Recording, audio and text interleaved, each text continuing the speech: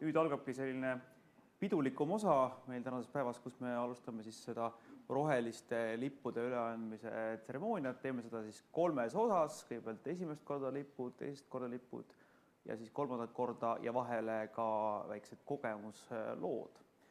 Ja ma hakkan järjest neid õppeasutusi nimetama ja loen ka tegelikult ette need kirjeldused, et mida siis need õppeasutused siin eelmise aasta jooksul tegid, et saate võib-olla ise midagi kõrva taha panna nendest kirjeldustest ja võib-olla järgmisel aastal šnitti võtta sealt.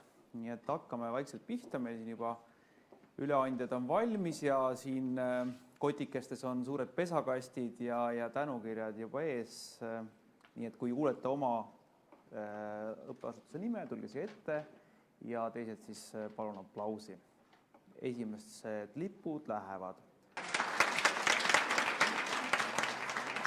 Pernova hariduskeskus oskab kindlasti anda nõu, kuidas suunata roheteele tehnika ja motoinimesi. Lisaks loodusteemadele on just sellesuunalised huviringid nende koolis olemas. Kokandusringis saab aga selgeks, kuidas hinnata toiduainete kõlblikkust, mida ikkagi parim enne tähendab ja mis nippe veel on toidukao vähendamiseks.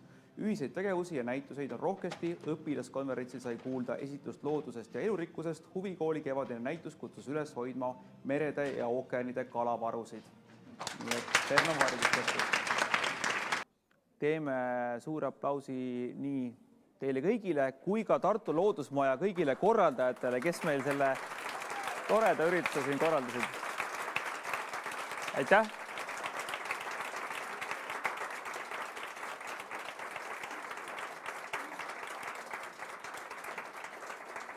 Ja minge siis ühispildiks valmis, kohtumiseni ja ilusat suve kõigile. Aitäh!